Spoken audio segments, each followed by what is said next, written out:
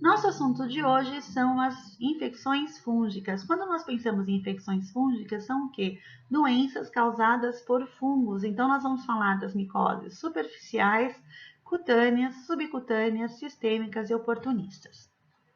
Vamos então começar. Então, a gente começa com as micoses superficiais. Essas micoses superficiais, elas são causadas por fungos que fazem parte da microbiota da pele, certo? Dos seres humanos. Elas são micoses limitadas às camadas superficiais do extrato córneo. O que significa isso? Que elas não causam infecção subcutânea. Então, elas vão ser causadas por fungos que atacam tecidos queratinizados, então a gente chama de fungos queratinolíticos.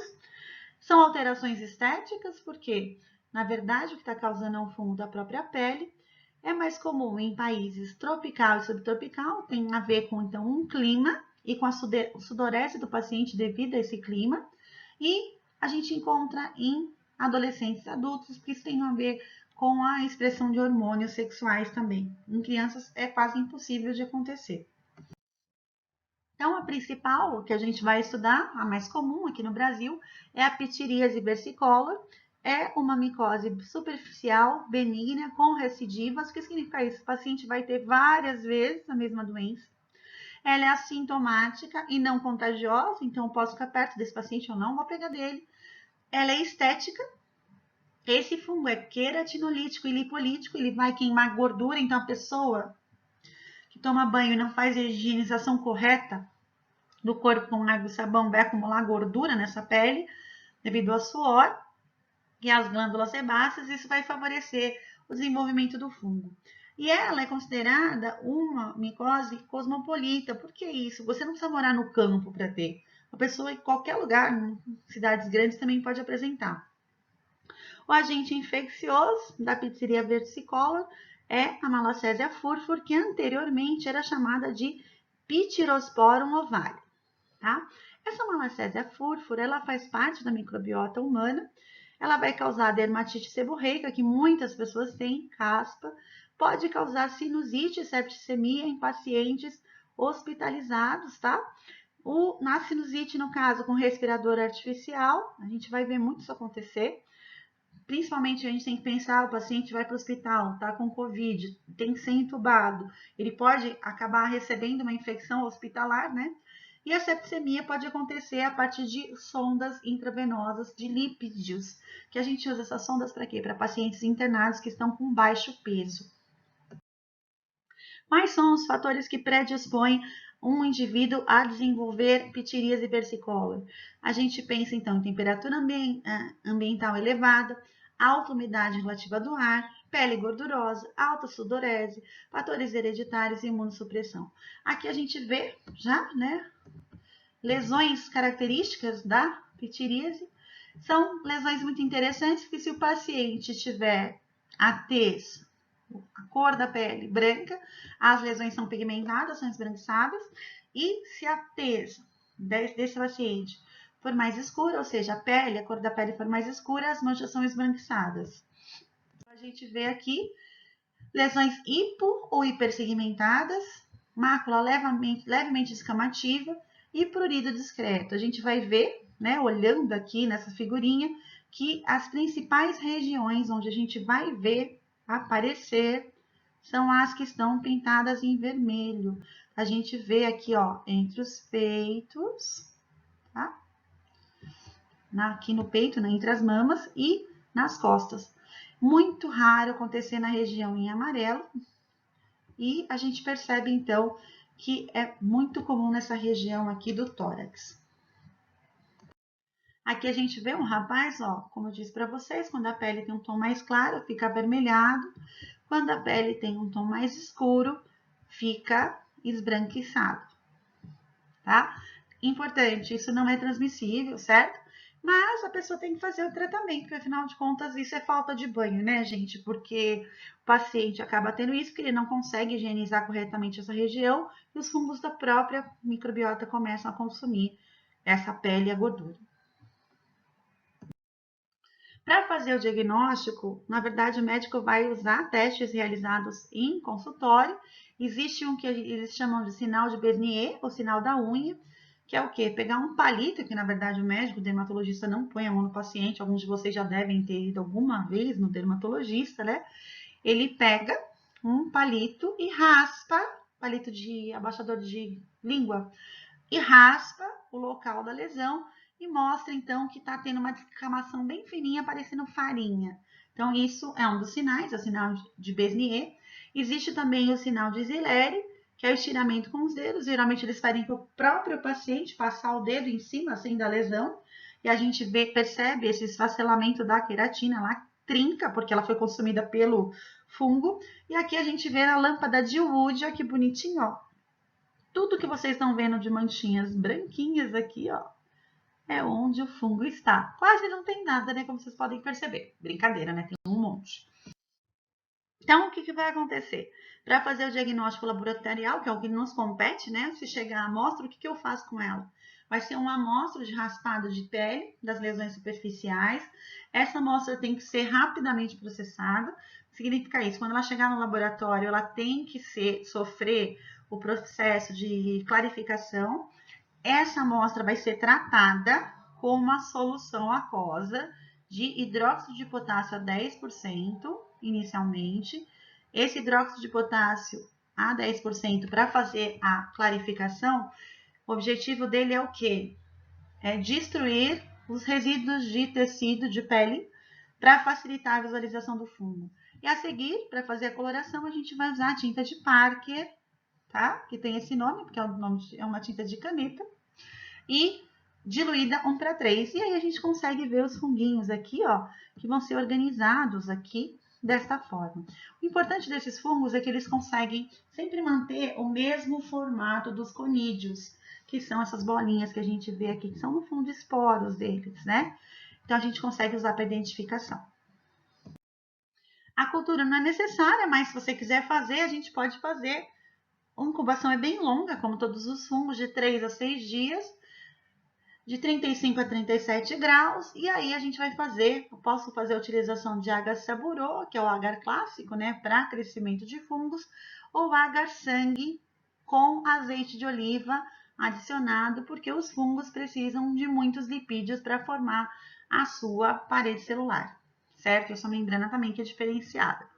A gente vê aqui o agar de Figerman também, ou agar Gibson, que podem ser utilizados nesse caso, mas geralmente quando se usa é saburô. E é muito raro de fazer esse tipo de cultura, porque o médico faz o diagnóstico clínico na maioria das vezes.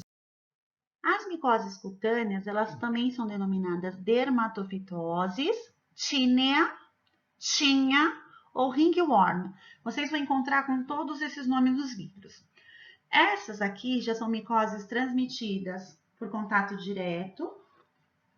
São causadas por fungos que atacam a queratina presente em pele, cabelo, unha e pelo. Nesse caso, vão aparecer lesões eritematosas, descamativas, na maioria das vezes não dolorosas, mas elas são pruriginosas, então elas podem causar coceira. Geralmente não há invasão tecidual, mas vai depender muito do tipo do fungo relacionado. Então, quais são os agentes etiológicos que podem causar micoses cutâneas? A gente pensa em fungos do gênero Epidermophyton, Trichophyton e Microsporum. Esses são os 3 principais gêneros relacionados às nossas micoses cutâneas. Vamos só falar rapidinho do diagnóstico, que vocês têm muita curiosidade, vocês vão aprender isso com detalhes em microbiologia e micologia clínica mais para frente. Mas, né, como vocês são muito curiosos, acabei colocando para vocês. Então, amostra de raspado de lesão de novo, microscopia direta, tem que ser realizada em menos de 24 horas. Vou fazer a clarificação, como eu já disse anteriormente, com hidróxido de potássio a 10% e vou fazer coloração com tinta de Parker. Vou fazer um teste que é bem interessante, que é o teste de perfuração de cabelo. Eu vou colocar junto com o fungo que está crescendo no meio de cultura, é um cabelo. Aí temos um problema, tem que ser um cabelo que não tenha sido tingido, nem sofrido nenhum tipo de tratamento químico. É quase impossível, né, conseguir um desses hoje em dia. para ver se o fungo é capaz de penetrar a cutícula do cabelo. Daí a gente olha no microscópio. E a gente faz a cultura com o agar saburô, que é o agar clássico que a gente vai acabar usando para a cultura de fungos por 4 semanas, gente. 4 semanas de 26 a 28 graus. Então, nesse caso, seria para a nossa temperatura ambiente. Gente, 4 semanas é muito tempo. Por isso que praticamente nenhum médico pede cultura. E por isso que a gente está falando dela agora. Então, primeiro aqui, a micose é a Tinea pedis, tá? Nesse caso, a gente pensa em transmissão direta através de tapetes. Que tapetes, gente? Tapetinhos de banheiro, aqueles pisos de banheiro, que são aquelas palhinhas que a gente põe o pé depois que a gente sai do chuveiro. Também essa transmissão indireta pode acontecer também quando você pisa, por exemplo, naqueles tapetinhos de borracha que existem dentro dos box e naquela água que fica dentro do box. Esse paciente pode ter uma infecção subclínica por anos, que pode se tornar crônica, inclusive, eles podem se tornar portadores. E esse fungo, na verdade, esses, né, que são vários, eles ficam armazenados entre os dedos, então por isso que a pessoa pode ter o que a gente chama de frieira, por exemplo, ou micose no pé, e ela pode ter várias vezes, repetidamente, por isso que nos dedos é que começa. A gente vê aqui, ó, começa aqui, tá? Chama Trichophyton interdigitale, que bonitinho, né, entre os dedos. Aqui o Flocosum já é mais seca essa micose, e aqui o Rubrum, gente, parece queimadura. Tudo isso aqui é fungo, certo?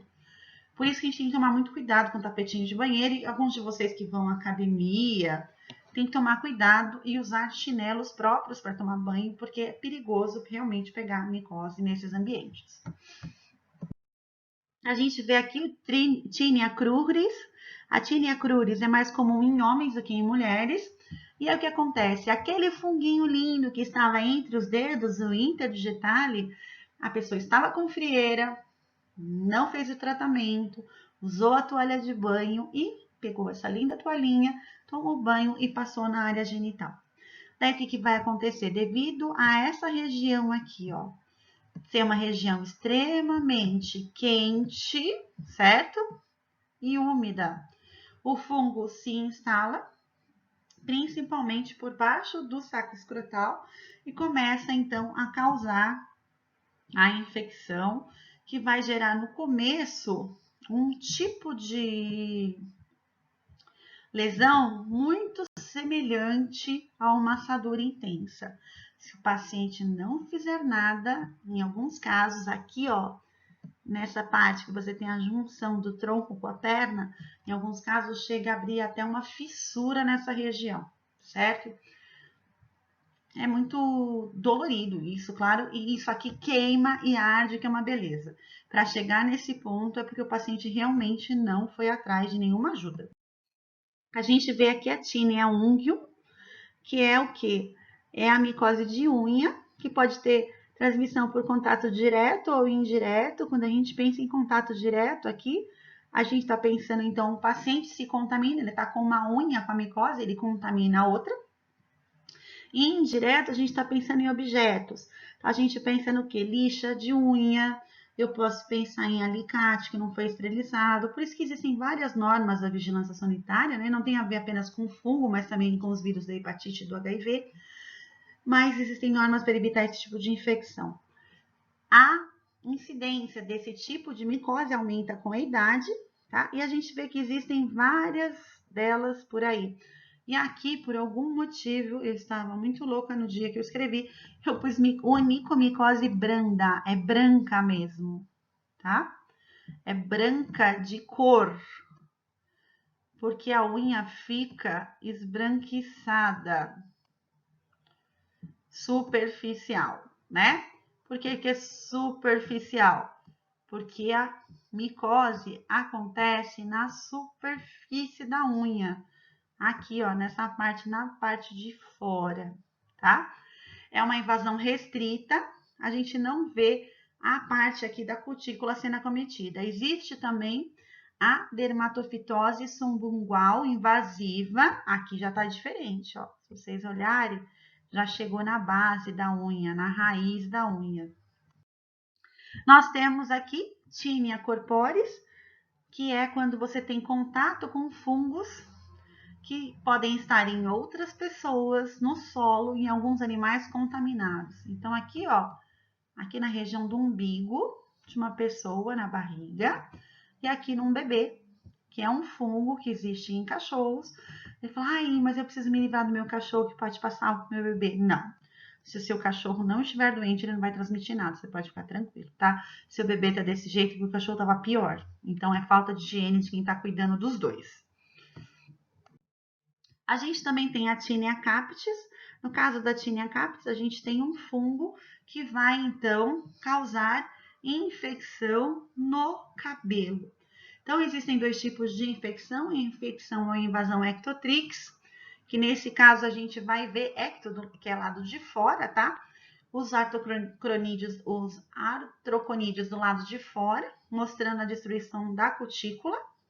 Isso está acontecendo.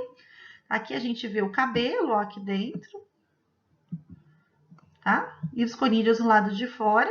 E aqui também, ó, cabelo lá de dentro e os conídeos aqui do lado de fora.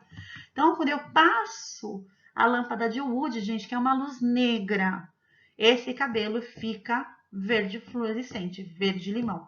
Por que isso acontece? Porque o fungo é verde limão e ele tá do lado de fora desse cabelo. Existe também a invasão endotrix. Nesse caso, os artroconídeos estão dentro do fio do cabelo. Então, a gente vê aqui, ó, não dá para ver o limite, cadê o cabelo? Tá passando aqui por baixo, ó. Tá todinho contaminado por dentro. E nesse caso, não tem fluorescência na lâmpada de Wood. Nós temos também a Tinea favosa. A gente vê aqui na Tinea favosa uma falha, uma perda de cabelo aqui acontecendo, uma inflamação crônica, e aqui é um tipo específico, é o Trichophyton scanlane, tá? Outra manifestação clínica ligada à Tinea favosa é o Carium. O Carium já é uma infecção fúngica inflamatória de folículos do couro cabeludo e pele com linfadenopatia, dor, é uma secreção purulenta, a lesão é horrível, como vocês podem perceber. Esse Carium é causado por fungos geofílicos ou zoofílicos que vão causar uma infecção que chega até o tecido subcutâneo e ele começa geralmente com sinais clínicos de queda de cabelo com alopecia cicatricial definitiva, tá? Que acaba acontecendo nesse lugar onde você tem a queda de cabelo, o cabelo não volta a crescer. Nesse caso, o paciente vai ter que tomar um medicamento por via oral, porque não adianta só fazer o uso de medicamento local. Inclusive, aqui, não sei se vocês conseguem perceber, existe grande possibilidade, ó, aqui dá para ver, e aqui também, de você ter problemas com infecções oportunistas e até mesmo com bicheira, com as moscas varejeiras, né, colocando larvas devido a essa lesão ser aberta dessa forma. A gente também tem as micoses subcutâneas. Essas micoses subcutâneas, elas são causadas, como eu disse para vocês, cada uma delas tem um tipo de transmissão diferente. Nesse caso, após uma lesão tecidual, fungos geofílicos, nesse caso, o que é o geofílico? Que está presente somente, única e exclusivamente no solo. Esses fungos vão, então, penetrar no tecido subcutâneo e começar a causar uma infecção subcutânea. Inicialmente, a gente vai ver só aquele tecido original que foi infectado, linfonodos, sendo afetados. A gente vai ver linfadenopatia no paciente. Com o tempo, a gente vê, então, que esses pacientes podem ter lesões que vão migrar para o mesmo membro onde houve o machucado, pela mesma região. Essas lesões se tornam crônicas, nodulosas, crostosas e ulceradas. Elas não cicatrizam sozinhas e elas são exudativas. Isso geralmente acontece em membros inferiores ou superiores, são pés e mãos, pernas, né, e braços. E a gente pensa, essas micoses, elas acontecem muito mais em climas quentes como os nossos, do que em climas mais frios. A micose subcutânea que nós vamos comentar é a esporotricose. A esporotricose, ela tem sua transmissão após, como a gente já falou, né, de um trauma que leva à introdução do fungo no tecido subcutâneo. Ela é uma micose crônica, ou seja, ela não tem uma cura espontânea, deve ser feito um tratamento. Ela tem manifestação cutânea, subcutânea e linfática. A gente vê, então, que o paciente vai apresentar lesões nodulares e supurativas, Pode acontecer a disseminação para articulação, ossos e músculos. Existe uma pequena chance de também acontecer transmissão por inalação. Nesse caso, vai ocorrer principalmente, né, a instalação do fungo no sistema nervoso central, pulmões e sistema geniturinário. O agente etiológico, ou seja, o fungo que causa a esporotricose, é o Sporotrix skunk.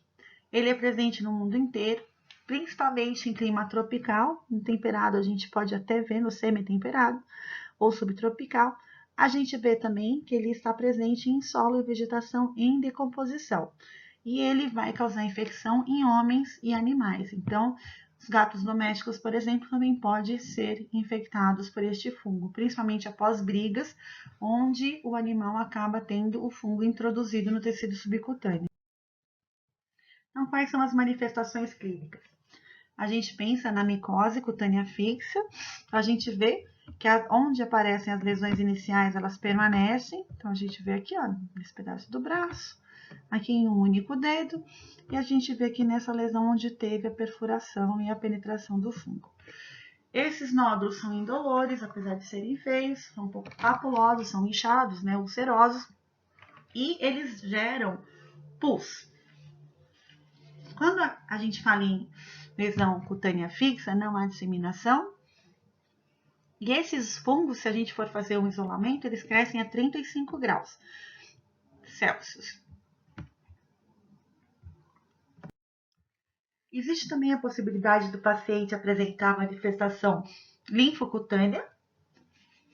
Nesse caso, após as lesões primárias, onde você tem a introdução do fungo, esse fungo vai através do canal linfático, então do sistema linfático, gerar nódulos indolores em todo o canal linfático, lesando lesões que vão se dissipar, vão ficar ao redor dessa lesão inicial. Geralmente você não tem sintomas sistêmicos, e a gente vê aqui esses sinais, ó. E nesse caso, quando isso acontece, a cepa é diferente, então já começa a crescer tanto a 35 quanto a 37 graus. Também pode acontecer manifestação pulmonar, como eu disse para vocês, é raro, mas pode acontecer devido à inalação, então, do fungo, do conídeo, dos esporos, presentes aonde? Na natureza, tá? Nesse caso, os sintomas não são específicos, a gente vai ver tosse produtiva, febre, perda de peso. Septicemia pode acontecer com progressão natural, massiva e fatal. Esse é um fungo, então, que é perigoso, por exemplo, para pacientes que sejam imunocomprometidos, né? Porque isso vai fazer com que eles tenham uma infecção mais grave que possa levar à morte. A gente também pensa em infecção osteoarticular. Então, a partir das lesões cutâneas, a gente vê o desenvolvimento de dor e rigidez nas articulações e ossos longos. Pode chegar, inclusive, a ter osteomielite, mesmo sem artrite, que são as dores nas articulações. Pode também acontecer endoftalmite, caso o fungo seja introduzido nos olhos. Corioretinite também tem a ver com a retina nos olhos. E meningite, a gente tem que pensar com essa inalação. Em relação às micoses sistêmicas, a transmissão vai acontecer quando o paciente inalar esporos fúngicos presentes no ambiente. Esses fungos que causam as micoses sistêmicas geralmente são geofílicos, ou seja, estão presentes no solo, ou zoofílicos, eles estão presentes em fezes de animais, tá? A maioria deles é saprófita na natureza. Esses fungos, a partir do sistema pulmonar, eles se disseminam pelo sistema circulatório, através das nossas células de defesa. A gente vai ver que se o paciente tiver manifestações cutâneas, tem que tomar cuidado, que podem ter esporos, que podem ser aspirados por quem for fazer a coleta do exame. Inclusive, esse tipo de amostra já é uma amostra que requer um nível de biossegurança maior para ser manipulada, não é um laboratório clínico normal que vai poder fazer esse tipo de exame. Esses fungos, eles são unicelulares ou filamentosos. O que significa isso? Eles apresentam dimorfismo, eles podem estar tanto como leveduras unicelulares, como eles podem estar em forma de micélio ou bolores, então formando filamentos. A gente vai ver, então, histoplasmose, paracoccidioidomicose e criptococose. Esses são os principais as principais micoses sistêmicas que nós temos. Então, a gente começa com a histoplasmose. A histoplasmose é uma micose intracelular que atua no sistema retículo endotelial. A gente vê que o agente infeccioso, o agente etiológico, é o Histoplasma capsulatum. Esse fungo, ele está presente na natureza em fezes de morcegos e aves silvestres, certo? Essas aves vão defecar e aí esse fungo vai crescer em cima dessas fezes e vai formar esporos que podem ser inalados pelo ser humano. Ao serem inalados esses esporos dentro do organismo, né, do hospedeiro, esses esporos vão virar fungos que vão entrar dentro das células de defesa e a partir das células de defesa vão ser transportadas para vários locais, causando problemas em vários tecidos. Então, a histoplasmose é uma doença endêmica no Vale do Rio Mississippi, Ohio, na África, no sudeste da Ásia e na Austrália também. No Brasil ela é mais rara, mas ela também pode acontecer, principalmente em pessoas que praticam espeleologia. O que é isso? São as pessoas que fazem expedições para andar dentro de cavernas, tá? Existem duas variáveis, a capsulatum, que é a mais comum, então seria histoplasma capsulatum capsulatum, duas vezes, ou a outra variação, que é o tipo africano, a gente fala em histoplasma capsulatum variável ou variação, ou VAR, do boiese, do boase, desculpa. E aí a gente vê que 95% desses indivíduos vão ter a infecção subclínica ou benigna, não vão apresentar nenhuma sintomatologia grave. Porém, 5% dos indivíduos que entram em contato com os esporos vão desenvolver uma doença pulmonar crônica progressiva, semelhante com a tuberculose. O que significa isso? A gente vai ter a caseificação pulmonar acontecendo, que gera uma destruição importante do pulmão, e na sequência, se nada for feito, né, você vai ter uma fibrose acontecendo que vai fazer com que o paciente perca a capacidade pulmonar. Existe também a manifestação cutânea, a gente vê aqui na pálpebra como a pálpebra ficou, né? Aqui a gente vê, ó, dentro da boca, na mucosa, a gente pensando numa mucocutânea, houve uma destruição dessa região. A gente vê aqui de novo a cutânea, ó, aparecendo aqui. Pode acontecer uma fulminante, uma sistêmica fulminante, principalmente em pacientes imunocomprometidos, e a gente vê uma oftalmite aqui. Para vocês entenderem, esse é um exame de fundo de olho. O normal seria que o olho estivesse todo alaranjado, porque daí você tem a retina, tá tudo funcionando. A partir do momento que vocês veem essas áreas aqui, amareladas, são áreas onde houve um processo inflamatório e houve a destruição dessa retina, e aí essa pessoa não enxerga nessas regiões. Então, esse paciente vai perdendo a visão gradativamente, certo? É como se ele tivesse pontos pretos na visão que não permitissem ele enxergar para frente. Além da histoplasmose, nós temos a paracoccidioidomicose. A paracoccidioidomicose é uma doença granulomatosa crônica que tem infecção primária como sítio o pulmão, mais uma vez, né?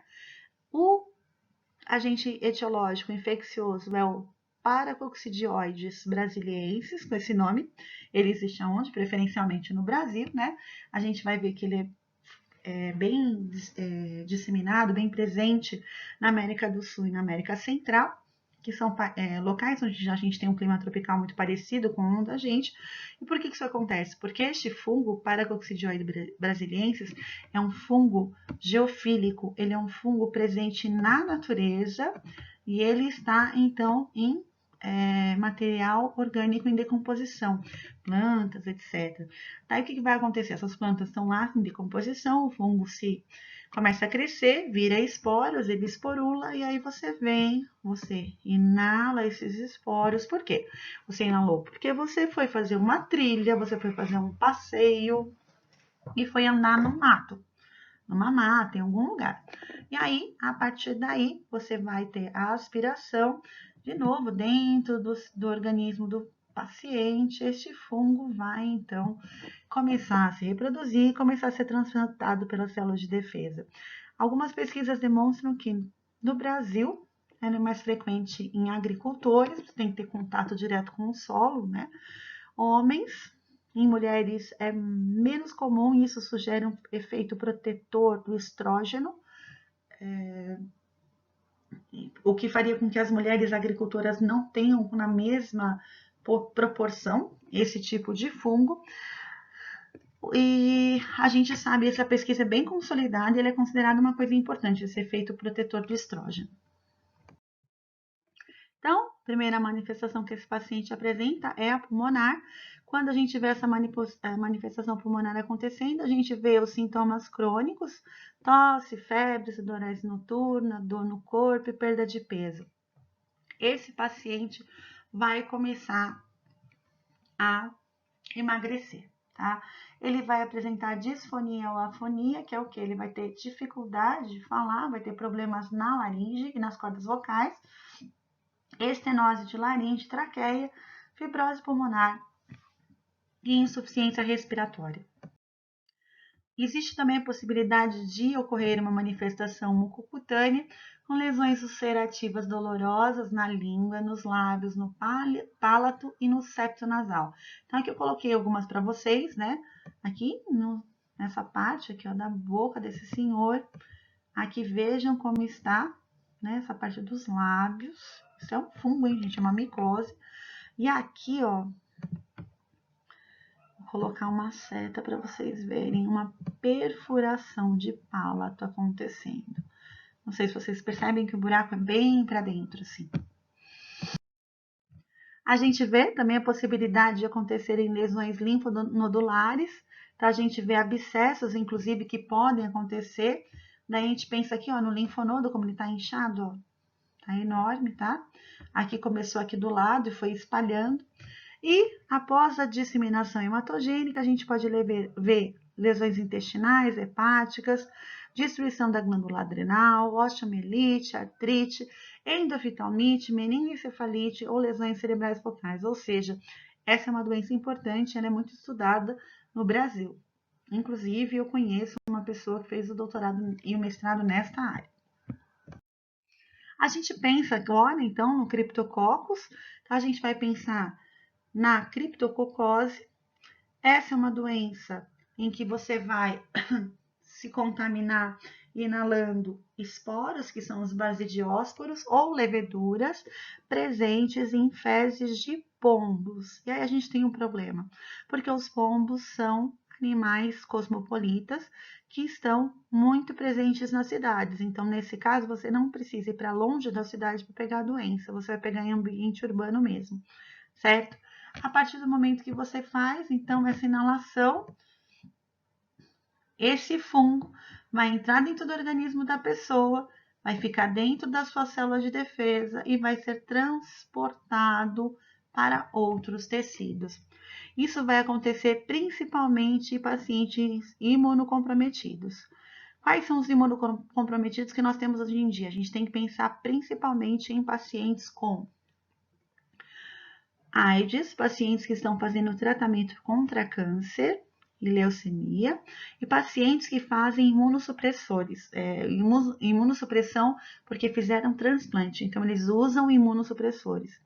Esses pacientes imunocomprometidos têm 10%, né, pelo menos deles, vão ter algum tipo de meningite fúngica causada por esses Cryptococcus neoformans presentes nas fezes de pombos. Essa doença é uma doença de evolução muito lenta, tá? Então, começa com uma febre, enxaqueca, e o paciente tem dificuldade de perceber que ele tem uma meningite, porque o fungo se reproduz lentamente. A gente também tem que pensar aqui, existe a possibilidade de haver infecção cutânea secundária. A gente pensa, então, 15% de lesões benignas com ulceração, abscesso, nódulos eritematosos e celulite. Além disso, a gente tem infecções pulmonares. Nesse caso aqui, a gente tem que lembrar, né, sempre vai ter uma pneumonia inicial. Por quê? Porque o primeiro foco de infecção é o pulmão. Então, esse paciente vai ter uma pneumonia autolimitada, com tosse, febre baixa e dor ao respirar.